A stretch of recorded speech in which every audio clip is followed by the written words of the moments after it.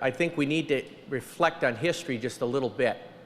There's been a lot of talk, and it's certainly obvious where the battle lines are being drawn, and some may try to paint us in this hole that we're trying to just help corporate America, and we don't care about the citizens of the state of Michigan. But I was here a few years back, and I remember we had these similar debates, and when some folks tried to tax the citizens with a service tax, if you recall that, it actually passed the House.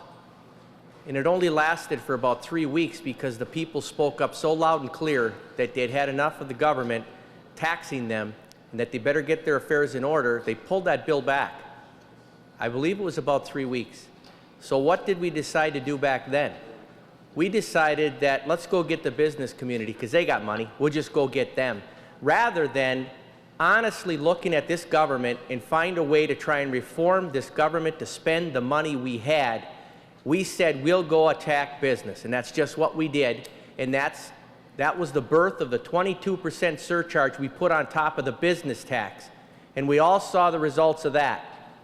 Then we get back to the last election cycle, and I was on the campaign quite a bit. I listened to a lot of the debates that were out there, and I kept hearing both of us, both sides of the aisle, saying we need to help small business because it's the lifeblood of the state. Well, how come then when we passed the business tax and some that voted for that surcharge attacked small business?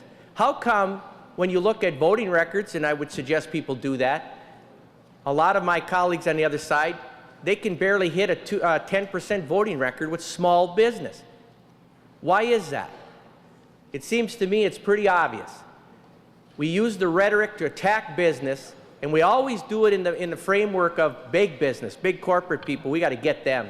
We never talk about the little business and the small business people that are the backbone of this state. And here we go again, Mr. President. We're doing it again. I voted no on a budget today because there's some problems I have with it personally. I did talk to the chairman of that budget, and I am working through it with him. The difference is I'm not just saying no.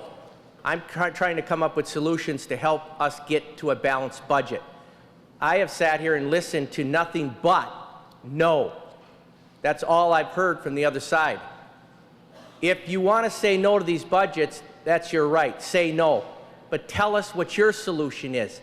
We tried it, 3 years ago, 4 years ago? We tried tax increases. We tried to go after the people before. The people have spoken loud and clear, ladies and gentlemen. Stop the spending, stop regulating us into oblivion, give us our lives back, and give us our economy back, and get this government, the government affairs in order.